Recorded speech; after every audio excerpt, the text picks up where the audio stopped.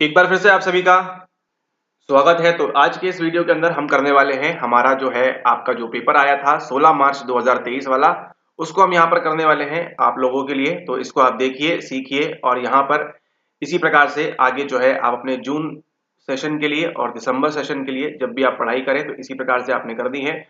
इसी प्रकार से आपने जो है अच्छा प्रयास करना है ताकि आप जो है पीवाईक्यूज का अधिकाधिक लाभ उठा सके। ठीक है, ऑल राइट। इसी के साथ ये लेक्चर अगर आपको पसंद आता है और उसी के साथ आप चाहते हैं कि कोई और आपके लिए मेहनत करे, आपको केवल पका पकाया चीजें मिल जाएं, आप फटाफट उसको पढ़ लें, तो इसके लिए आप जो है हमारा प्रीमियम कोर्स जो है उसको आप यहाँ पर ज्वाइन कर सकते हैं एट योर ओन डिस्क्रिप्शन, जिसके अंदर आपको मिलते हैं कई सारे सवाल, कई सारे जवाब और कई सारे उनके एक्सप्लेनेशन। ठीक है, ऑल राइट। तो चलिए स्टार्ट करते हैं। आज के इस वीडियो में हम देखने वाले हैं यहाँ पर आपका 16 मार्च 2023 का पेपर, जो आप लोगों में से अधिक लोगों के पास नहीं होगा तो उसको यहाँ पर डिस्कस करते हैं, क्योंकि 15 मार्च का पेपर तो आपके पास होगा लेकिन 16 मार्च का यहाँ पर नहीं होगा। और जैसा कि आपको मालूम है कि 15 मार्च से भी आपके पीवाईक्यू रिपीट हुए हैं और उसी के साथ साथ 16 मार्च से भी आपके पीवाईक्यू रिपीट हुए हैं। जैसे जैसे सवालों को आगे बढ़ाते जाएंगे आपको ये मालूम पड़ता जाएगा। उसी के साथ अगर अभी तक आपने सब्सक्राइब नहीं किया तो सब्सक्राइब कर लीजिए और लाइक शेयर तो आप लोग कर ही देते हैं। ज्वाइन करने के लिए आप लोग नीचे दिए गए नंबर पर संपर्क कर सकते हैं।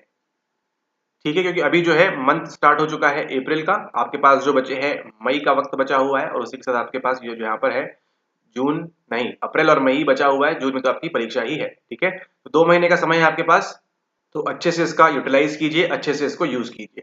ठीक है, तो यहाँ पर देखिए इसके अंदर आपको जो है 15 नहीं 16 मार्च का जो आपका पेपर है वो आपको मिलेगा। उसी के साथ साथ आपको जो है 15 जून का पेपर मिलेगा। उसी के साथ साथ रिसेंट जो 14 दिसंबर को आपका परीक्षा हुई थी वो आपको मिलेगी। ये तीनों आपको सॉल्व मिलेगी मात्र ₹2499 के अंदर। ठीक है, 2499 में आपको ये तीनों पेपर मिलेंगे सॉल्व। और कैसे होते हैं सॉल्व वो अभी हम यहाँ पर देखते हैं। चलिए ये देखिए, सबसे पहले नंबर का सवाल, सवाल नंबर 1 कहां से लिया गया है? यूनिट नंबर 1 से ही। अभी आप देखेंगे इस पेपर के अंदर आपको जो पैटर्न देखने मिलेगा, क्या आपको ये पैटर्न देखने मिलेगा कि आपको पहले यूनिट से सवाल पूछे गए, फिर आपको सेकंड यूनिट से, फिर आपको थर्ड यूनिट से, इस प्रकार से सीरियल वाइज यहाँ पर पूछ रहे थे। क्यों हुआ ऐसा? 15 को एग्जाम था, 16 को नया पेपर सेट करना था, जल्दबाजी में इस प्रकार की चीजें यहाँ पर हो गई। उसी प्रकार से आपको क्या सीखना है कि जब देखिए 15 को आपका पेपर सेट किया गया तब 100 सवाल उन्होंने बनाए थे। ठीक है, उसी के साथ साथ 16 को भी उन्होंने 100 सवाल यहाँ पर दिए। तो अब आपके सामने आपको एक बात यहाँ पर क्लिक करनी चाहिए। वो क्या क्लिक करनी चाहिए आपको यहाँ पर कि देखिए ये जो है इनको हम क्या बोलते हैं? इनको हम बोलते हैं आइटम्स। ठीक है, चलिए यहाँ पर जो आपको पढ़ा रहे हैं वो पढ़ा रहे हैं आपके यूनिट नंबर 3 आपके परीक्षण से। ठीक है, किसी भी परीक्षण में क्या होते हैं आपको मालूम है? किसी भी परीक्षण में होते हैं आपके आइटम्स यानी कि मद।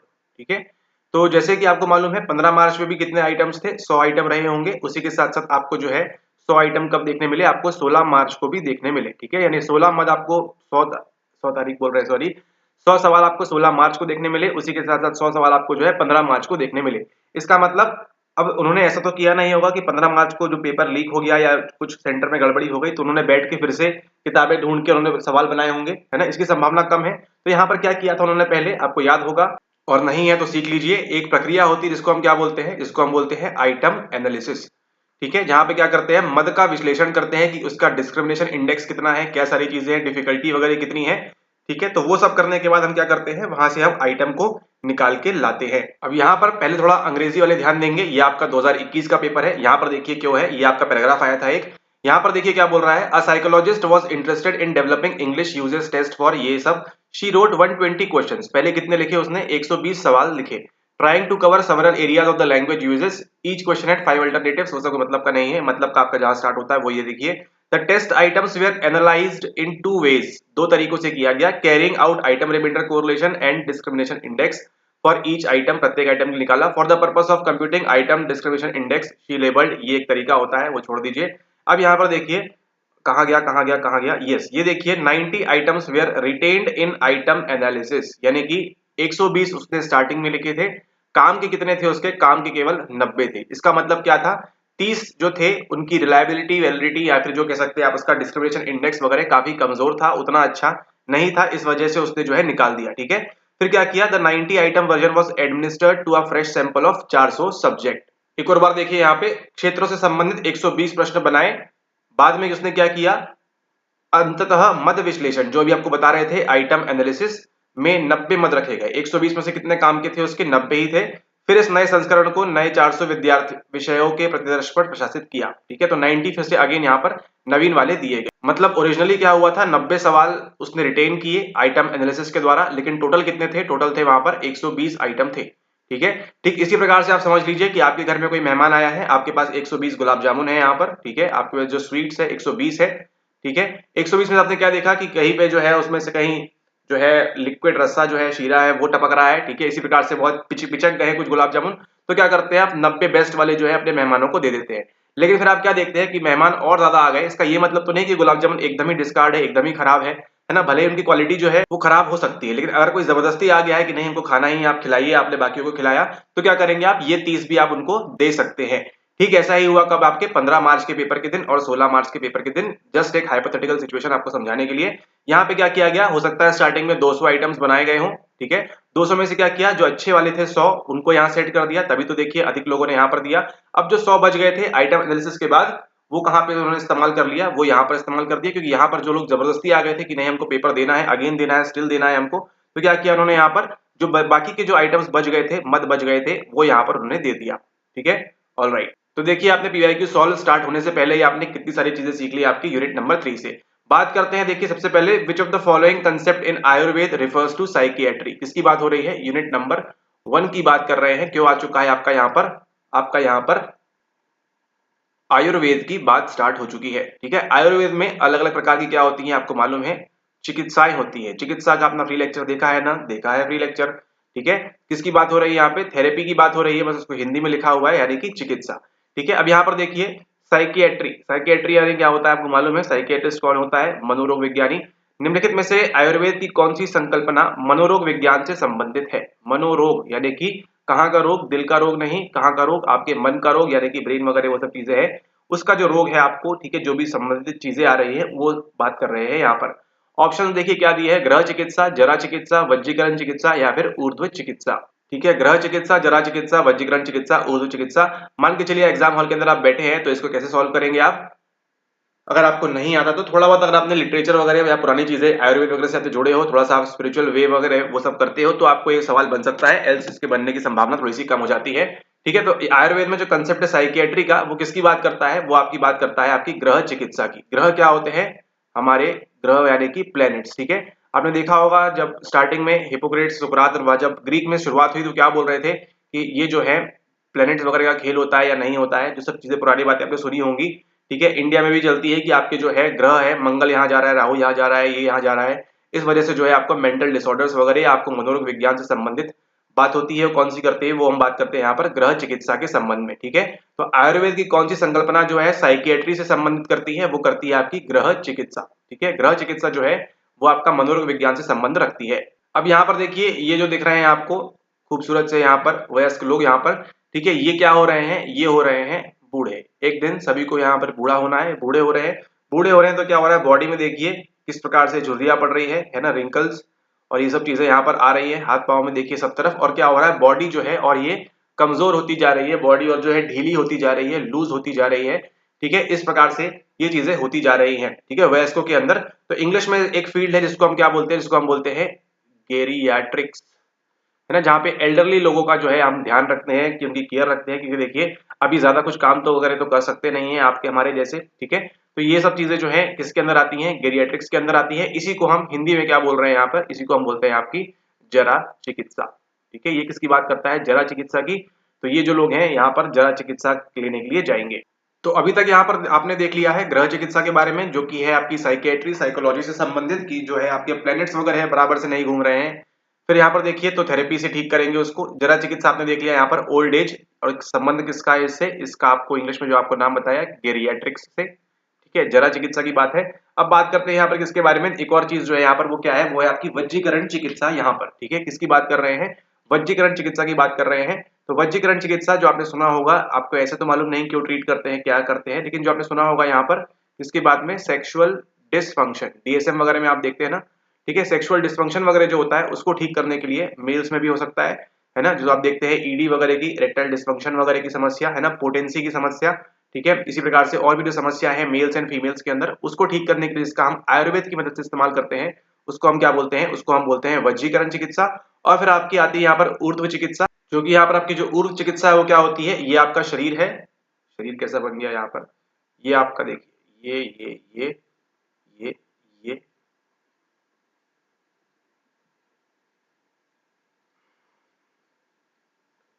ये आपका शरीर है।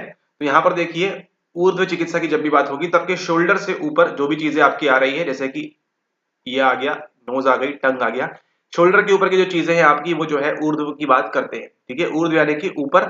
ठीक है, जो आपका यहाँ पर ये जो शोल्डर के ऊपर का एरिया है, तो आपने सुना होगा ईएनटी डॉक्टर, है ना। ईएनटी डॉक्टर क्या करता है, आपकी ऊर्ध्व चिकित्सा करता है। वो आपका जो है आई भी देखता है, नोज भी देखता है, टंग भी देखता है। ठीक है, नास्य वाला भी, चक्षु वाला भी, और ये आपकी जीवा वाला जैसे कि जो आपकी टंग है उसको भी यहाँ पर देखता है। ठीक है, तो ईएनटी वाला जो डॉक्टर होता है, देखिए कभी वो पैर का ऑपरेशन नहीं कर सकता, कभी पेट का यहाँ पर नहीं कर सकता। पेट से याद आया तो देखिए आपको एक और रहती है यहाँ पर, आपके पेट में क्या रहती है, आपके पेट में रहती है यहाँ पर अग्नि यानी कि फायर। ठीक है, ये जो फायर है आपकी, इसी को जब हम ठीक करना स्टार्ट करते हैं उसको हम क्या बोलते हैं, उसको हम बोलते हैं आपकी काय चिकित्सा। ठीक है, काय यानी कि आपको मालूम है सोमा, बॉडी, सोमा मतलब क्या होता है, बॉडी। तो काय चिकित्सा यानी कि आपकी बॉडी में अग्नि है, सब कुछ अग्नि की वजह से हो रहा है। ठीक है, आपको भूख लगती है तो क्या होता है, अग्नि बोलते हैं कि बहुत ज्यादा हाई हो चुकी है। ठीक है, तो यहाँ पर काय चिकित्सा की बात होती है। इसी प्रकार से आपके आयुर्वेद के अंदर 8 प्रकार की चिकित्साओं के बारे में दिया गया है, 4 आपको यहाँ पर बता दी गई है। अधिक जानकारी के लिए वेलकम टू प्रीमियम कोर्स। खैर मजाक कर रहे हैं, यहाँ पर देखिए ये आपकी ब्रांचेस ऑफ आयुर्वेदा है, तो जितना आपको बताया उतना ही ध्यान दें आप यहाँ पर जो जो बता रहे हैं। काय चिकित्सा भी आपको बताया, फिर आपकी शल्य चिकित्सा आ गई, विष चिकित्सा आपको मालूम है यहाँ पर टॉक्सिसिटी से आ जाएगी, गृह चिकित्सा देखी आपने, रसायन चिकित्सा देखी, साकल्य चिकित्सा और वज्जीकरण चिकित्सा आपने यहाँ पर देख लिया है। ठीक है, तो ये शाकल्य नहीं शालक्य कई कई अलग अलग होता है, आपको बताने के लिए जस्ट यहाँ पर 8 टाइप के ब्रांचेस बता दी गए हैं, इनका आप ध्यान रखें। अब 4-5 तो आपको बता दिया है, बाकी तो आप एलिमिनेट कर सकते हैं। उसी प्रकार से यहाँ पर देखिए एक चीज आपको यहाँ समझ में आ रही होगी, वो क्या है, वो आपकी है, यहाँ पे दिया नहीं है क्या कहीं पर, देखिए इस प्रकार से आपको बोलते हैं जितना बताया जाए उतना ही ध्यान रखें। एक होती है आपकी क्या, बाल चिकित्सा, है ना, बच्चों के शिशु के लिए जो आप करेंगे उसको आप जानते होंगे पेडियाट्रिक्स के नाम से। ठीक है, पेडियाट्रिक्स या पेडियाट्रिशियन जानते हैं, जो बच्चों की देखभाल करते हैं उसको हम क्या बोलते हैं, आयुर्वेद में बताया हुआ है बाल चिकित्सा। ओके, यहाँ दिया हुआ है, ये आपका है बाल चिकित्सा। ठीक है, ऑलराइट, ओके। अब पढ़िए इस सवाल को, which of the following concept in Ayurveda refers to psychiatry, गृह चिकित्सा, जरा चिकित्सा, वजीकरण चिकित्सा, ऊर्ध्व चिकित्सा। चलिए सर इसको सॉल्व करते हैं। ऊर्ध्व चिकित्सा तो जो है हमको मालूम है ईएनटी डॉक्टर वगैरह करते हैं, वो तो हो नहीं सकता, कैंसिल करिए। वजीकरण चिकित्सा आपको मालूम है सेक्सुअल डिस्फंक्शन वगैरह चीजों से संबंधित है, उसको भी डिस्फंक्शन करिए। जरा चिकित्सा जो है बूढ़े लोगों से संबंधित है, तो उसको भी यहाँ पे कैंसिल करिए। बचता सर हमारे पास गृह चिकित्सा है, जो एब्सोल्युटली करेक्ट आंसर होता है यहाँ पर। ठीक है, तो गृह चिकित्सा जो है आयुर्वेद में आपकी साइकियाट्री की बात करता है। ऑलराइट, अब देखते हैं अगला सवाल, सवाल नंबर 2। अगेन आपकी यूनिट कौन सी चल रही है, यूनिट नंबर 1 चल रही है। ठीक है, alright, the principle that nothing in psyche happens by chance and all mental activities have a prior cause is called over determination, psychic determinism, pleasure principle, reality principle. संयोगवश मनस में कुछ भी नहीं होता है और सभी मानसिक गतिविधियों का एक पूर्व कारण होता है, वह सिद्धांत कहलाता है। इसको हम क्या बोलते हैं, अति निर्धारण, मानसिक निश्चयवाद, सुख सिद्धांत या फिर यथार्थ सिद्धांत। अगर आप परीक्षा हॉल में आप बैठे हैं तो आपको ये तो मालूम है कि आपने इस प्रकार की चीजें, अगर आप थोड़े बहुत भी आप जो है पढ़ के गए हैं तो आपको मालूम है कि थर्ड और फोर्थ तो इसका आंसर किसी भी कीमत पर नहीं हो सकता है। ठीक है, 3 एंड 4 तो इसका आंसर बिल्कुल भी नहीं होने वाला है। क्या बचता है आपके पास यहाँ पर, over determination and psychic determinism आपके लिए यहाँ पर बचता है, मानसिक निश्चयवाद, अति निर्धारण। The principle that nothing in psyche happens by chance, मतलब आपकी जो साइकी में हो रहा है कुछ भी चांस से नहीं हो रहा, किस्मत से कुछ भी नहीं हो रहा है। ठीक है, all mental activities have a prior cause is called, सभी मानसिक गतिविधियों का एक पूर्व कारण होता है। ये सब चीजें जो आप देख रहे हैं कहाँ से उठाई गई हैं, उठाई गई हैं आपके मनोविश्लेषण से, यानी कि उठाई गई हैं आपके साइको एनालिसिस से। ठीक है, साइको एनालिसिस से उठाई गई है आपकी सारी चीजें यहाँ पर। तो प्लेजर प्रिंसिपल तो आपको मालूम है, सुखेप्सा सिद्धांत, सुख सिद्धांत इस पे नहीं हो सकता, रियलिटी वाला भी नहीं हो सकता, ईडीगो सुपर ईगो की यहाँ पर बात होगी। बचता है आपके पास साइकिक डिटर्मिनिज्म और डिटर्मिनेशन यहाँ पर बचता है। तो इसका सही आंसर क्या है, सही आंसर इसका जो है आपका वो है आपका ऑप्शन नंबर 2 साइकिक डिटर्मिनिज्म। ठीक है, मानसिक निश्चयवाद। आपको देखिए पढ़ के भी समझ में आ रहा होगा, मानसिक लिखा हुआ है, मानसिक लिखा हुआ है, थोड़ा बहुत आपको इस प्रकार से एग्जाम हॉल में रिलेट करने का ट्राई करें। ठीक है, तो यहाँ पर देखिए साइकिक डिटर्मिनिज्म क्या होता है कि हम जो है the principle that nothing in psyche, हमारी जो साइकी में है, मनस में है, बाय चांस, किस्मत से, बाय लक, बाय चांस कुछ भी नहीं हो रहा कि एकदम से आपको आ गया। आपकी जो भी मानसिक प्रक्रियाएं हैं सभी मानसिक गतिविधियों का एक पूर्व कारण होता है। इस सिद्धांत को हम क्या बोलते हैं, इसको हम बोलते हैं साइकिक डिटर्मिनिज्म। वहीं अगर हम बात करें आपकी यहाँ पर ओवर डिटर्मिनेशन के बारे में, अति निर्धारण के बारे में, तो ये क्या बोलता है कि किसी भी कॉज एंड इफेक्ट के पीछे मल्टीपल फैक्टर्स यहाँ पर हो सकते हैं। ठीक है, मल्टीपल फैक्टर्स, मल्टीपल कारक आपके यहाँ पर हो सकते हैं किसी भी कॉज इफेक्ट के लिए, उसको हम क्या बोलते हैं, ओवर डिटर्मिनेशन यहाँ पर हम बोलते हैं। ठीक है, लेकिन उसको हम फिजिकली उसको फील नहीं कर सकते हम। ठीक है, तो ये यहाँ पर होता है आपके सारे अनकॉन्शियस में होता है। ठीक है, सारे अनकॉन्शियस में होता है आपके, जब भी हम बात करेंगे ओवर डिटर्मिनेशन के बारे में, कि आपके पास जो भी आपको साइकोलॉजिकल कुछ अगर डिसऑर्डर वगैरह हो गया है तो उसके पीछे क्या है, कई सारे यहाँ पर फैक्टर्स इन्वॉल्व हो सकते हैं। उनमें से हम किसी एक को ही बोल सकते हैं कि हाँ इस वजह से ये यहाँ पर हो रहा है, कॉज एंड इफेक्ट हमको यहाँ पर देखने को मिल रहा है। यहाँ पर सही आंसर क्या है, सही आंसर है आपका साइकिक डिटर्मिनिज्म, यहाँ पर मानसिक निश्चयवाद जो है यहाँ पर आपका सही आंसर होता है। अगला सवाल देखिए, सवाल नंबर 3 आपका, on the regression equation y is equals to a plus B X, A represents, यहाँ पर किसकी बात हो रही है, a क्या रिप्रेजेंट करता है वो पूछ रहे हैं आपसे। यहाँ पर कहाँ से लिया गया है, आपके यूनिट नंबर द्वितीय से, यूनिट नंबर सेकंड से लिया गया है, जो कि आपकी रिसर्च मेथड्स है, ये सब कराया हुआ है। यस, तो यहाँ पर देखिए रिसर्च मेथड्स में हम बात करें, आपका किसकी बात कर रहे हैं, ऑन द रिग्रेशन इक्वेशन, समाश्रयण समीकरण। अगर आपको रिग्रेशन को जानना है तो रिग्रेशन के पहले कुछ चीजें हैं जो है आपकी वो जानना जरूरी है, वो किसको है, वो है आपका कोरिलेशन। अगर आपको कोरिलेशन मालूम है तो ही आप जो है रिग्रेशन समझ पाएंगे, अन्यथा आप इसको बिल्कुल भी नहीं समझ पाएंगे। इक्वेशन क्या दी है, y is equals to a plus B X दी है, हमको मालूम है इंटरसेप्ट हमको देखने कहाँ मिलता है, हमेशा a पे हमको इंटरसेप्ट हमको यहाँ पर देखने को मिलता है। ठीक है, क्योंकि y की वैल्यू तो हमको निकालनी है। अभी आप यहाँ पर देखिए हमको क्या करना है, y की वैल्यू को जो है निकालना है, किसी चीज को अगर हमको फाइंड करना है तो हम क्या करते हैं, उसको इक्वेशन के फॉर्म में लिखते हैं, y is equals to a plus B X. ठीक है, कभी आपने गणित में पहले कभी किया हो तो आपको मालूम था ना कि हमको x की वैल्यू निकालनी रहती तो क्या लिखते थे हम, 2x प्लस 3 माइनस 2y, इस प्रकार से। तो हमको क्या चाहिए होता है, हमको हमेशा ये वाली वैल्यू चाहिए होती है जो इक्वल्स टू के इस तरफ लिखी होती है। ठीक है, तो यहाँ पर क्या है, y लिखा हुआ है, तुमको y की वैल्यू निकालनी है बेस्ड अपॉन x। ठीक है, यानी कि ये दोनों ही क्या है, x और y यहाँ पर क्या है, ये आपके लिए यहाँ पर वेरिएबल्स होते हैं, ये आपके लिए यहाँ पर चर होते हैं। ठीक है, तो अगर आपको एक वेरिएबल मालूम है, उसके आधार पे आपको मल्टीपल या और ज्यादा वेरिएबल्स की वैल्यू निकालनी है, उसके लिए आप जिस चीज का इस्तेमाल करते हैं उसको क्या बोलते हैं, उसको हम बोलते हैं यहाँ पर आपका रिग्रेशन।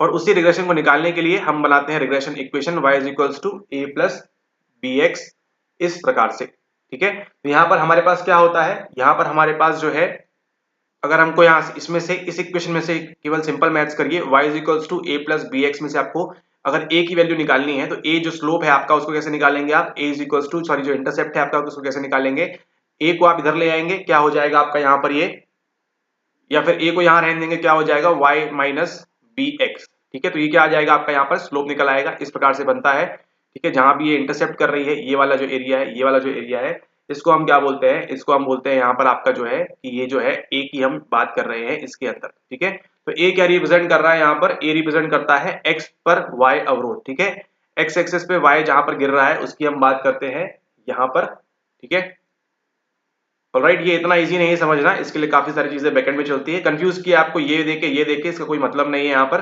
ठीक है, हमको जब करना होता है एक वेरिएबल से दूसरे वेरिएबल के बारे में हमको निकालना है तो हम इसको निकालते हैं। कोरिलेशन में क्या होता है, वही करते हैं ना, कि अगर पानी ज्यादा गिर रहा है तो क्या होगा, खेती यहाँ पर कम होगी, पानी ज्यादा गिर रहा है खेती कम होगी, एक के आधार पर दूसरे को प्रेडिक्ट करते हैं। ऐसे ही जब कई सारे आपके पास वेरिएबल्स होते हैं हम इस रिग्रेशन का यहाँ पर इस्तेमाल करते हैं। ठीक है, तो यहाँ पे सही आंसर क्या होता है, रिग्रेशन कोएफिशिएंट नहीं है, सही आंसर क्या है आपका यहाँ पर, y इंटरसेप्ट्स ऑन x, यानी कि x पर y अवरोध जो है वो है a को व्यक्त कर रहा है यहाँ पर। ठीक है, तो ये होगा इसका सही आंसर। अब हम चलते हैं अगले सवाल के ऊपर, ये कहां से पूछा गया है, आपके यूनिट नंबर सेकंड से पूछा गया है। यहाँ पर देखिए अगला सवाल, सवाल नंबर 4, फेनोमेनोलॉजिकल गुणात्मक शोध में घटना विज्ञानी शब्दार्थ मीमांसा में निम्न में से किसकी ओर संकेत करता है। ठीक है, हार्मोनेटिक्स को क्या बोल रहे हैं यहाँ पर, शब्दार्थ मीमांसा। मीमांसा तो मालूम है आपको, नहीं मालूम हो कोई बात नहीं, अभी देखते हैं। हर्मेनोटिक्स मतलब क्या है, शब्दार्थ मीमांसा की बात हो रही है। इन क्वालिटेटिव रिसर्च दो प्रकार की होती है, क्वालिटेटिव एंड क्वांटिटेटिव, उससे भी कोई मतलब नहीं खास तौर पे यहाँ पे, मतलब केवल किससे आपको, हर्मेनोटिक्स से मतलब है, वो भी कैसा वाला, फिनोमेनोलॉजिकल वाला, phenomenology, analysing subjects own experiences, researcher के ये वाले। ठीक है, गुणात्मक शोध में घटना विज्ञानी शब्दार्थ मीमांसा क्या होता है उसको यहाँ पर हम देखते हैं। किसकी बात कर रहे हैं वो आपसे, वो बात कर रहे हैं आपसे शब्दार्थ मीमांसा के बारे में, यानी कि बात कर रहे हैं किसके बारे में, बात कर रहे हैं आपके हर्मेनोटिक्स के बारे में। ठीक है, तो ये देखिए इस प्रकार का सवाल पहली बार हर्मेनोटिक्स से इस प्रकार से सवाल पूछा गया आपका यहाँ पर। तो इसके अंदर आप क्या करते हैं, आप स्टडी करते हैं, आप इंटरप्रेट करते हैं। ठीक है, आप इंटरप्रेट करते हैं, आप स्टडी करते हैं किसके बारे में, आप करते हैं जो भी टेक्स्ट लिखे हुए हैं। ठीक है, जो भी टेक्स्ट में क्या होंगे, शब्द होंगे, शब्द का क्या होगा, अर्थ, इसलिए क्या बोल रहे हैं, शब्दार्थ बोल रहे हैं यहाँ पर। ऐसे आप इसको समझ सकते हैं। ठीक है, तो जो भी आपके टेक्स्ट है आपके लिटरेचर में, ठीक है, कितने महान महान लोग हो गए, वो सब लिख के जो चले गए हैं, उनके बारे में क्या करना, उनको इंटरप्रेट करना, क्या हो रहा है क्या नहीं हो रहा है, कैसी चीजें हो रही है, उनके बारे में सोचना समझना, वो सारी चीजें करना, वो किसके अंदर आता है, वो आता है आपके हर्मेनोटिक्स के अंदर। ठीक है, शब्दार्थ मीमांसा, यानी कि जैसे आप इसके अंदर हो सकता है बिब्लिकल टेक्स्ट, ठीक है, जो आपके बाइबल वगैरह में जो लिख के गए हैं टेक्स्ट, उसको समझना, इंटरप्रेट करना, क्या उसका अर्थ है, क्या उसका गूढ़ अर्थ हो रहा है वहां पर। इसी प्रकार के और भी जो आपके लिटरेचर के टेक्स्ट है, जो भी आपके विजडम वाले टेक्स्ट है, ठीक है, जो भी महान लोग लिख के गए हैं, उनको स्टडी करना, उनके बारे में इंटरप्रेट करना और देश दुनिया को आगे जाकर ज्ञान देना, वो सब किसके अंदर आता है आपके, वो सब आता है आपके हर्मेनोटिक्स के अंदर। सवाल क्यों पूछा गया है, सवाल पूछा गया है आपका, देखिए ये अगर देखिए यहाँ पे यूनिट 1, फिर से वो उन्होंने सवाल पूछा यूनिट 1 से। ये कौन है आपके, ये है आपके विलियम डिल्थी। ठीक है, विलियम डिल्थी जो थे, इनसे संबंध रखते थे किससे, आपके हर्मेनोटिक्स से।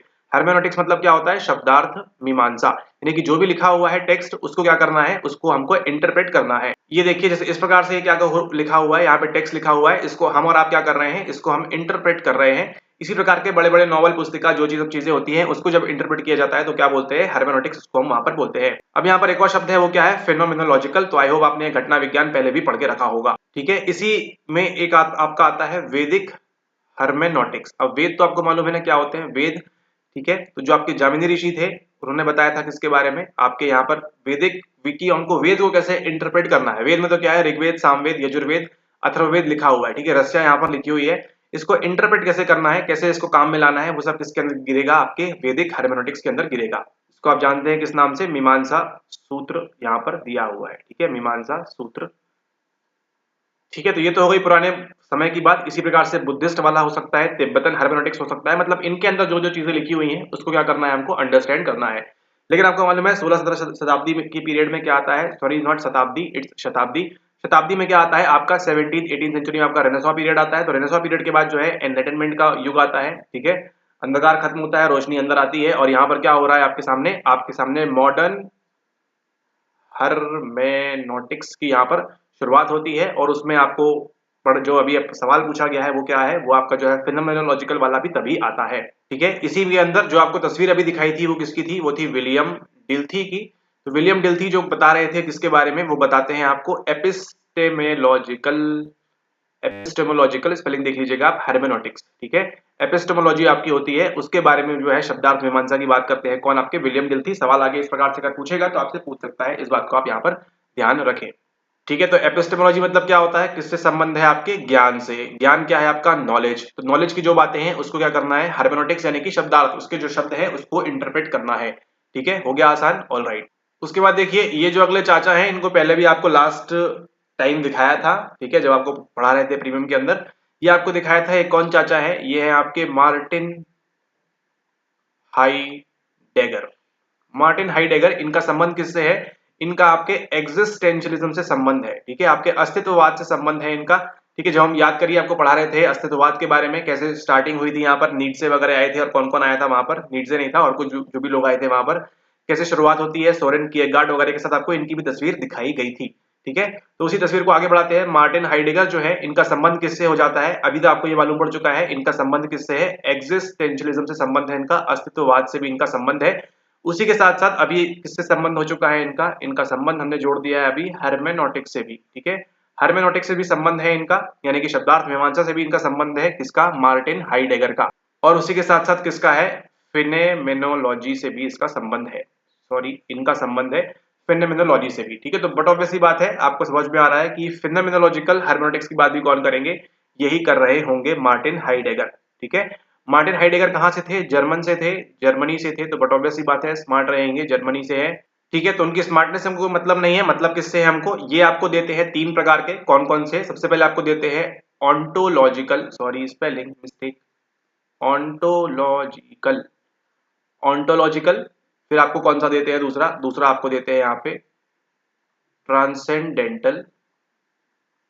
और तीसरा कौन सा देते हैं आपको, तीसरा आपको देते हैं यहाँ पर, अगर आप इनको हिंदी पढ़ने जाएंगे तो आप भूल ही जाएंगे, इसलिए इसको इंग्लिश में याद रखिए आप। यहाँ पर ऑन्टोलॉजिकल देते हैं, ट्रांसेंडेंटल देते हैं, और कौन सा देते हैं जो हम पढ़ रहे हैं सवाल, फिनोमेनोलॉजिकल हर्मेनोटिक्स। ठीक है, तो ये ओटीपी ऐसे भी याद रख सकते हैं इसको। ओटीपी के बारे में किसने बताया आपको, मार्टिन हाइडेगर ने बताया, यानी कि महाराष्ट्र से क्या आ रही है, ओटीपी आ रही है, ऑलराइट, तो ऑन्टोलॉजिकल हर्मेनोटिक्स की बात कौन करेंगे? Martin Heidegger. ट्रांसेंडेंटल की बात कौन करेंगे? और फिनोमेनोलॉजिकल की बात कौन करेंगे? यही वाले चाचा हमारे। चलिए अब पढ़ते हैं यहाँ पे सवाल को। सवाल क्या बोल रहा है? Phenomenological hermeneutics in qualitative research refers to analysing subject own experience researcher के ये वाले सही आंसर क्या होना चाहिए? यहाँ पर थोड़ा सा आप दिमाग लगाइए। सवाल क्या पूछ रहा है आपसे? गुणात्मक शोध के बारे में पूछ रहा है। पूरी ट्रिक यहाँ पर छुपी हुई थी। ठीक है, ट्रिक कहाँ थी? गुणात्मक शोध के अंदर थी। क्वालिटेटिव रिसर्च की यहाँ पर बात हो रही है। ठीक है, तो यहाँ पर क्या आएगा सही आंसर? सही आंसर जो होने वाला है आपका फिनोमेनोलॉजिकल इसके बारे में, वो क्या है? वो है आपका यहाँ पर option number 4, analysing the experiences of alter ego. तीनों ही जगह देखिए किसकी बात हो रही है यहाँ पे? एक्सपीरियंस की बात हो रही है। फिनोमेनोलॉजिकल के अंदर हम जो है एक्सपीरियंस की बात करेंगे, लेकिन हमारा कैसा है? सब्जेक्टिव वाला है यहाँ पर। अल्टर ईगो जो हमारा है उसको हमको क्या करना है? उसके एक्सपीरियंस को हमको एनालाइज करना है। ये अल्टर मतलब क्या होता है? चेंज होना, चेंज होते रहना। अल्टर ईगो जो हमारा है वैकल्पिक व्यक्तित्व के अनुभवों का विश्लेषण करना। ओ माय गॉड, खतरनाक हिंदी। यहाँ पे सही आंसर क्या होगा आपका? Option number 4। आपको समझ में आ चुका है? अब ये देखिए सवाल सेम रिपीट होगा, इसकी संभावना बहुत ही कम है आपको, लेकिन हाँ ये रिपीट होगा, ये रिपीट होगा अलग अलग से, इसका आपको ध्यान रखना है। और ये भी रिपीट हो सकता है, तो वो आपको पूरा समझा दिया है। हर्मेनोटिक्स क्या होता है? ये आपका एक्सपीरियंस की बात करता है। कौन से एक्सपीरियंस? आपके लिव्ड एक्सपीरियंसेस। ठीक है, उसी के साथ साथ आपकी जो है क्वालिटेटिव रिसर्च, गुणात्मक शोध, आपको ये मालूम ही होगी। ठीक है, गुणात्मक और मात्रात्मक के अंदर क्या फर्क होता है। ऑलराइट, अब हम चलते हैं अगले सवाल की ओर। चलिए अगला सवाल देखिए। In ANOVA error variance is computed by considering, किसकी बात हो रही है? एरर वेरिएंस की बात हो रही है। निम्न में से किस पर विचार करते हुए अनोवा त्रुटि प्रसरण का परिकलन किया जाता है? Between group, correction term, with in group, total sum of square. तो यहाँ पे सही आंसर क्या है? किसके अंदर करते हैं एरर वेरिएंस? हम वो करते हैं विद इन ग्रुप के अंदर, यानी कि समूह के भीतर। ठीक है, अनोवा का इस्तेमाल हम कब करते हैं? अनोवा का इस्तेमाल हम तब करते हैं जब हमारे पास दो से ज्यादा समूह हमारे पास हो सकते हैं, कितने भी हो कोई मतलब नहीं है। दो से ज्यादा अगर चिपक जाएंगे हमको, तो हम क्या करेंगे? उस वहां पर अनोवा को लगा देंगे चुपचाप। अब आपको एक चीज समझना है, ये तो नहीं है कुछ भी, ये भी नहीं है, इसके लिए आपको पूरा अनोवा समझना पड़ेगा। मेन आपकी जो काम की चीज है, काम की वजह से ये भी है, लेकिन अभी फिलहाल के लिए बिटवीन ग्रुप्स की हम बात करें और विद इन ग्रुप की बात करें, तो ये डिफरेंशिएशन आपके लिए बहुत ज्यादा जरूरी हो जाता है। इसी को अगर आप हिंदी में पढ़ते, देखिए कितना आसान हो गया। समूहों के बीच, समूहों के भीतर। दो तीन समूह है, समूहों के बीच मतलब इनके बीच कुछ चल रहा है, इनके बीच कुछ चल रहा है, समूह के भीतर इनके अंदर कुछ चल रहा है, इनके अंदर कुछ चल रहा है, इस प्रकार की बातें यहाँ पर हो रही हैं। ठीक है, तो वहीं से आता है कौन सा? आपका बिटवीन ग्रुप। और दूसरा कौन सा आता है आपका यहाँ पर? With in group. चलिए अगला सवाल देखिए। मैक्स मिन कॉन प्रिंसिपल, अभी आप देख रहे हैं यहाँ से सेकेंड यूनिट स्टार्ट हो चुकी है। इसके पहले आपने अनोवा का सॉल्व किया था, अब देखिए अगेन आपको यहाँ पर वेरिएंस वगैरह संबंधित, प्रसरण से संबंधित आपको यहाँ पर पूछ रहे हैं। ठीक है, तो ये काफी अच्छा सवाल है आपका, यहाँ पे डीप कंसेप्ट है, इसको हम कवर करेंगे अगले वीडियो के अंदर। यहाँ पर देखिए सवाल, Wonderlic personal test is an adaptation of position analysis questionnaire differential aptitude test. ये तो नहीं हो सकता, ये है स्तर विश्लेषण प्रश्नावली, भेदक अभिक्षमता परीक्षण, ओटिस स्वप्रशासी परीक्षण, क्रॉफोर्ड निपुणता परीक्षण। यहाँ पर क्या होगा? केवल देखिए नाम से अगर आपको नहीं बन रहा है परीक्षा के अंदर, ठीक है, तो घबराना नहीं है, घबराना नहीं है, पैनिक नहीं होना है। चुपचाप पढ़िए क्या लिखा हुआ है। वंडरलिक पर्सनल टेस्ट, वंडरलिक कार्मिक परीक्षण, हिंदी में डिफिकल्ट हो जाता है, इंग्लिश में पढ़े इसको आप। पर्सनल यानी कि सिंगल की बात हो रही होगी। ठीक है, किसका एडेप्टेशन हो सकता है यहाँ पर? Otis self administering test, Otis स्व प्रशासी परीक्षण की यहाँ पर बात हो रही है। थर्ड नंबर का यहाँ पे सही आंसर यहाँ पर हो जाता है। ठीक है, ये आपका बात हो गई कब? जब आपको ज्यादा दिमाग नहीं लगाना है। पर्सनल मतलब क्या होता है? आपके पर्सनल मतलब आपकी वैयक्तिक तौर पर बात होती है, स्वयं की बात होती है। ठीक है, तो ये अगर वंडरलिक का पर्सनल टेस्ट है, लेकिन ये किसका एडेप्टेशन है? ये एडेप्टेशन है आपके ओटिस सेल्फ एडमिनिस्टरिंग टेस्ट का। ठीक है, यहाँ पर देखिए कौन सी यूनिट स्टार्ट हो चुकी है? आपकी यूनिट नंबर 3 से सवाल है। आप देख रहे हैं 1 से पूछा, सेकंड से पूछा, थर्ड से पूछा, लाइन से चल रहा है, बीच में एक दो मिक्स कर दे रहे हैं यहाँ पर। ठीक है, तो सही आंसर क्या है? वंडरलिक पर्सनल टेस्ट जो है किसका एडेप्टेशन है? ये एडेप्टेशन है आपके ओटिस सेल्फ एडमिनिस्टरिंग टेस्ट का। अगर आप ये वीडियो देख रहे हैं तो अगली बार के लिए ध्यान रखें, अगर सवाल रिपीट होता है ये वाला, हो सकता है कर दे उनको, कुछ आइटम नाम ले अच्छा वाला, तो क्या कर दे इसको रिपीट कर दे। तो इसको आपको ध्यान रखना है किसका एडेप्टेशन है, आपको ये इस वाले का एडेप्टेशन है। ठीक है, ओके, अब देखते हैं अगले सवाल को। अब यहाँ पर देखिए अगला सवाल, सवाल नंबर आपके यूनिट नंबर 3 से, जो कि है आपकी परीक्षण टेस्टिंग वाली यूनिट है आपकी। क्या पूछ रहा है? विच of the following feature is true about kettles 16 personality factor. Cattle का 16 पर्सनैलिटी फैक्टर पूरा अगर आपको समझना है 2021 की प्लेलिस्ट में जाइए, वहां पे जहां भी कैटल की बात होगी अच्छे से समझाया हुआ है। डेटा Q1 Q2 Q3 क्या क्या क्या होता है, क्या नहीं होता है, वो सब चीजें आपको वहां पर देखने को मिलेंगी। यहाँ पर देखते हैं ये प्रश्न हमको क्या सिखाता है। Consist of declarative and interrogative steps. It is a forced choice test. Items have been developed through criterion group strategy. It is available in 6 separate forms. Cattle के 16 पीएफ के संदर्भ में निम्नलिखित में से कौन सी विशेषता सही है? ये वाली, ये वाली, ये वाली, ये वाली। यह 6 पृथक रूपों में उपलब्ध है। इसमें मदे निकष समूह योजना द्वारा विकसित की गई है। यह एक ब्लास्ट चेन परीक्षण है और ये वाला आपको यहाँ पर है। अगर आप देखेंगे इस पेपर में आपको यूनिट नंबर 3 यहाँ से उन्होंने स्टार्ट कर दी है। यूनिट नंबर 3 से अब उन्होंने जो है थोड़ा सा अच्छे तरीके से सवाल पूछना स्टार्ट कर दिया है। Don't worry, psycho professor is here. Okay, तो क्या बोल रहे हैं? इस ट्रू अबाउट पूछ रहे हैं, इनमें से कौन सा सही है, यानी कि चारों में से केवल एक ऑप्शन जो है यहाँ पर सही होने वाला है। ठीक है, तो देखते हैं क्या क्या हो रहा है यहाँ पे। कैटल का 16 पर्सनैलिटी फैक्टर जो है आपका, ठीक है, आपको ये तो मालूम है ना कैसे निकाला था इसको? अगर आपने हमारे रिसर्च के लेक्चर्स देखे हैं, फैक्टर एनालिसिस के द्वारा निकाला था। ठीक है, तो जो ये भाई यहाँ पर इस प्रकार से काम कर रहा है एफए से, वो यहाँ पर क्राइटेरियन ग्रुप स्ट्रेटेजी का इस्तेमाल करेगा क्या? इसमें मदे निकष समूह योजना द्वारा विकसित की गई है? नहीं, इसमें फैक्टर एनालिसिस के द्वारा विकसित की गई है। ठीक है, तो ये तो आपको समझ में आ गया। रिसर्च के लेक्चर्स देखे आपने, ये तो समझ में आ गया आपको यहाँ पर। तो यहाँ पर देखिए, item have been developed through criterion group strategy. नहीं नहीं नहीं, किससे किया गया है? इसको फैक्टर एनालिसिस से किया गया है। सवाल भी पूछा था आपको इस बार दिसंबर 2023 में, अगर आप ध्यान करें तो। ठीक है, तो वहां देखिए 23 का सवाल भी यहीं पे सॉल्व कर देते हैं आपके लिए। इसमें कौन कौन थे आपके कैटल आ चुके हैं, यहाँ पर कैटल आ गए यहाँ पर आपके। फिर अगला देखिए यहाँ पे किसकी एंट्री होगी? सरप्राइज आपके लिए, गिलफर्ड की एंट्री हो चुकी है। ठीक है, जेपी गिलफर्ड, यस, गिलफर्ड की एंट्री हो चुकी है। और तीसरी किसकी एंट्री हो चुकी है यहाँ पे? आपके आइजैक की हो चुकी है। ठीक है, अब यहाँ पे आपको देखना है कि इन तीनों के अंदर एक चीज जो कॉमन रहने वाली है वो क्या है? वो है आपका फैक्टर एनालिसिस। और इसकी मदद से क्या बनाया उन्होंने? व्यक्तित्व परीक्षण बनाने का प्रयास किया था। Personality test using factor analysis by these three guys, Cattell, Guilford and Eysenck. इस बात को आप ध्यान रखें, दिसंबर 2023 का पीवाईक्यू भी आप इसको बड़े आराम से सॉल्व कर लेंगे। ठीक है, कैटल, गिलफोर्ड, आइजैक, इन तीनों ने मिलकर क्या किया था? इसके इस्तेमाल से ये वाला चीज यहाँ पर बनाई थी। ऑलराइट, हमको ये तो मालूम है ऑप्शन नंबर 3 नहीं है, ऑप्शन नंबर 3 यहाँ पर नहीं है। It is available in 6 separate forums. नहीं जी नहीं, ये तो हमारे पास 6 में नहीं है, तुम्हारे 5 में है। ठीक है, तो 5 फॉरम्स है हमारे पास यहाँ पर, तो ये भी नहीं है, ये भी नहीं है। Consist of declarative and interrogative stems. नहीं, इसमें घोषणात्मक एवं प्रश्नवाचक स्टेम शामिल होते हैं। इंटरोगेटिव मतलब इंटरोगेट करना, पूछना। नहीं नहीं नहीं, प्रश्नवाचक नहीं होते हैं, डिक्लेरेटिव होते हैं, प्रश्नवाचक नहीं होते हैं।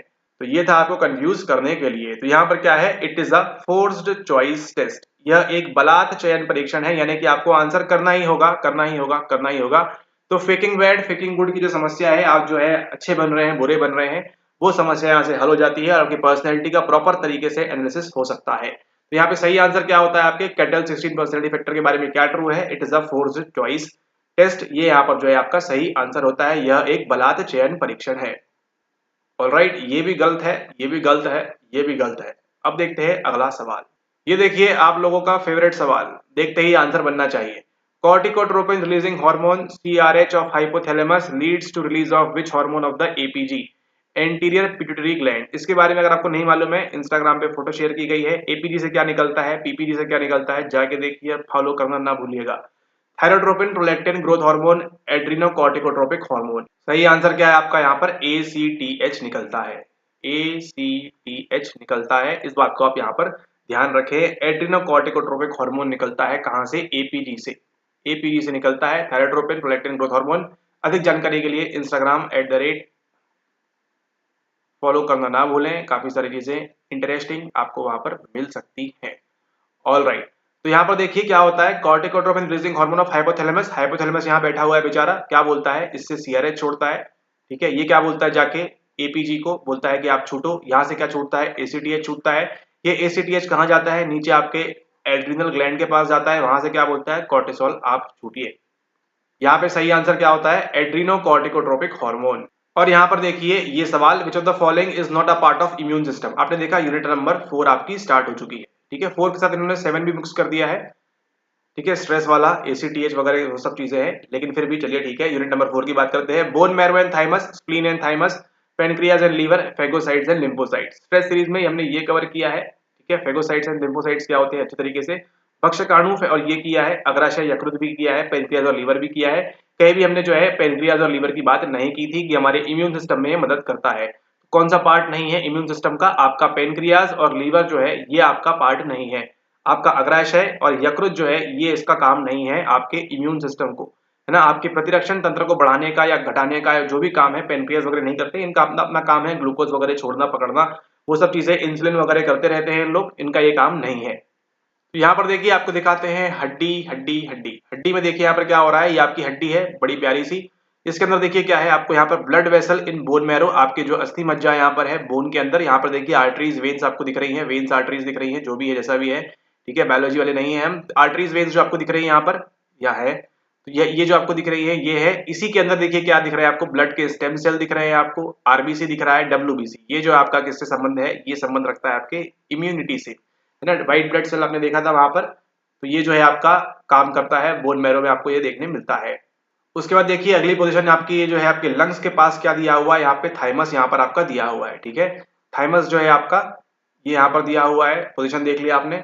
तो यहाँ पर देखिए बोन मैरो आपने देखा यहाँ पर, उसके अंदर आपको white blood cell, RBC, stem cell वो सब देखने मिल रहा था आपको। ये जो आपका थाइमस है, ये जो आपका थाइमस है, ये जो आपका थाइमस है, ये जो आपका थाइमस है, ये आपके क्या है, ये आपके लंग्स है। लंग्स में छोटी सी यहाँ पर जो है फंसा हुआ है यहाँ पर, ये क्या है, ये आपका थाइमस है। यहाँ पर आपको मालूम है दो प्रकार के सेल होते हैं आपके, एंटीजन और B cell, T cell and B cell होते हैं, ठीक है। एक एंटीबॉडी बनाता है, एक जो है आपका रक्षा करता है। तो टी सेल जो है मैच्योर कहाँ पर होते हैं, ये आपके इसी थाइमस के अंदर होते हैं। तो टी से आप ध्यान रखेंगे यहाँ पर थाइमस के बारे में, ठीक है। उसके बाद देखिए अगली चीज जो है स्प्लीन। स्प्लीन आपकी देखिए यहाँ पर होती है, ठीक है, इसको किडनी में समझ लीजिएगा आप। स्प्लीन देखिए आपकी रिबकेज के पास में यहाँ पर, ठीक है, लिम्फेटिक सिस्टम के अंदर आता है आपका स्प्लीन। और ये इस प्रकार की यहाँ चीजें हैं, क्या करती है, आपका ब्लड को स्टोर करती है, आपका जो ब्लड है, ठीक है, उसको स्टोर का काम करती है। और क्या काम करती है, आपके एंटीबॉडी वगैरह बनाने का भी काम करती है, ताकि आपका जो इम्यूनिटी है वो अच्छे से रहे, वो आपकी जो है यहाँ पर स्वस्थ रहे, ठीक है। तो बोन मैरो भी देख लिया, थाइमस भी देख लिया, स्प्लीन भी देख लिया, थाइमस भी देख लिया। पेनक्रियाज और लीवर आपको मालूम है इंसुलिन और वो सब चीजें काम करती है। फेगोसाइट्स और लिम्फोसाइट्स जो है आपकी इम्यून सिस्टम के लिए मदद करते ही हैं, ठीक है। तो कौन सा नहीं करता है इसमें से, आपका जो पेनक्रियाज और लीवर है ये आपका इम्यून सिस्टम का यहाँ पर पार्ट नहीं होता है। Alright, okay. तो इसी के साथ आज की सीरीज के आपके 16 मार्च का हम पेपर कर रहे हैं। सारे सवाल जो है आपके एक्सक्लूसिवली 16 मार्च 2023 के पेपर से इसको ये लिया गया हुआ है। तो उसी के साथ यहाँ पर हमने सवाल सॉल्व किए क्वेश्चन नंबर 1 से लेके क्वेश्चन नंबर 10 तक इसी प्रकार से। तो आई होप आपको ये वीडियो पसंद आया होगा, नहीं आया तो कोई बात नहीं, लेकिन जो चीज आपको बताई गई है उसको आप यहाँ पर ध्यान रखें, उसको आप समझें, सीखें, और आगे आप जो है आसानी से सारे सवालों को आप आगे सॉल्व कर पाएंगे। Alright, okay. इसी के साथ इस वीडियो के लिए इतना ही, मिलते हैं आपसे नेक्स्ट वीडियो में। बात करेंगे हम आगे के सवालों के बारे में, सवाल नंबर 11 से लेके और सवाल नंबर 20 तक देखेंगे हम अगले वीडियो के अंदर। तब तक के लिए धन्यवाद।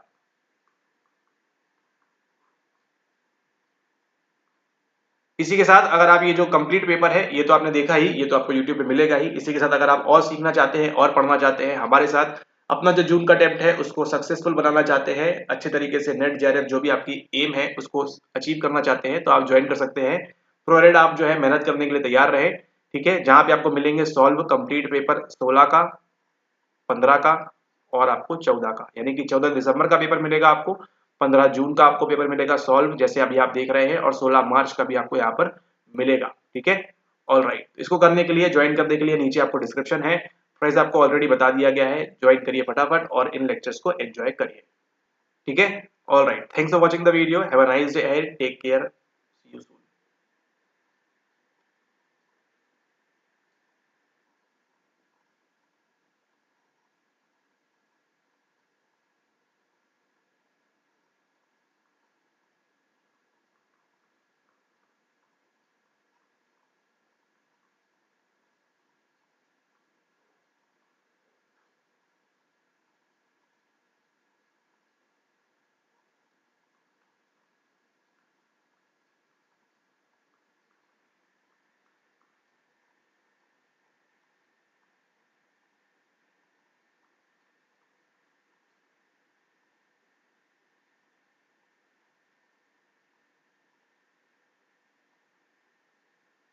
चलिए यहाँ पर थैंक्स टू लिवरेट.com, यहाँ पर देखते हैं ये जो आपको दिख रहा है ये क्या है, ये आपका लीवर है, ठीक है, लीवर है। आपने वो डायलॉग सुना होगा कि क्या पीने से जो है लीवर खराब होता है। तो यहाँ पर देखिए क्या करता है, आपका जो मेटाबॉलिज्म है इसको स्ट्रेंथन करता है, ठीक है, आपका जो मेटाबॉलिज्म है उसको मजबूत करने का काम है। तो जो आपको नहीं पीना चाहिए आपको, अगर आप उसका सेवन करते हैं तो आपको क्या होगा, मेटाबॉलिज्म आपका लूज हो सकता है, ठीक है। उसी के साथ देखिए हेल्प्स इन डिटॉक्सिफिकेशन, जो भी जहरीली चीजें आपकी बॉडी में आ चुकी हैं मतलब उसको डिटॉक्सिफाई करता है। Production of bile which help in fat digestion, आपका जो वसा है उसके जो डाइजेशन के लिए जो है, आपके पचन के लिए जो है है ना, क्या करता है, बाइल बनाता है, यही जो आपको येलो बाइल ब्लैक बाइल सुनते हैं आप, वो वाली बात यहाँ पर हो रही है। स्टोर्स विटामिन और मिनरल करता है, यहाँ पर स्टोर करता है। Help in production regulation of hormone, थोड़ी सी बहुत मदद ये भी करता है।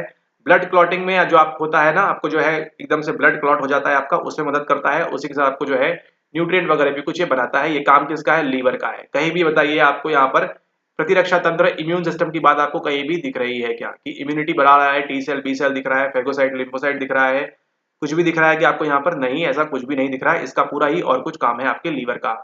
यहाँ पर देखिए आपका पेनक्रियाज की बात हो रही है यहाँ पर, तो देखिए अल्फा सेल्स जो है क्या करते हैं यहाँ पे आपके ग्लूकागोन सिक्रीट करते हैं अल्फा सेल्स। बीटा सेल्स क्या करते हैं, इंसुलिन सिक्रीट करते हैं। डेल्टा सेल्स क्या करते हैं, सोमेटोस्टेनिन रिलीज करते हैं। और एसिनार और डक्ट सेल क्या करते हैं, सिक्रीट पेनक्रियाटिक एंजाइम्स। ठीक है, ये दोनों आपके बहुत ज्यादा काम के हैं, इनको थोड़ा सा आप यहाँ पर ध्यान रखेंगे। islets of Langerhans, group of cells in the pancreas that secrete hormone, islets of Langerhans, इनको भी आप थोड़ा सा ध्यान रखेंगे। डीप में नहीं जाएगा, लेकिन जब तक देख रहे हैं वो डीप में जा रहा है, सब कुछ पढ़ना है आपने। ठीक है, ये ड्यूडेनम वगैरह है, पेट वगैरह स्टार्ट हो चुका है। तो ये आपका पेनक्रियाज, टेल उसकी, बॉडी उसकी, डक्ट आपका यहाँ दिख रहा है, ये उसका हेड है। ये आपका जो लीवर है, तो देखिए ये लीवर है, यहाँ पे पेनक्रियाज है इस प्रकार से, तो इसको आप यहाँ पर थोड़ा सा ध्यान रखेंगे। तो ये था आप लोग के लिए BTS। Thank you.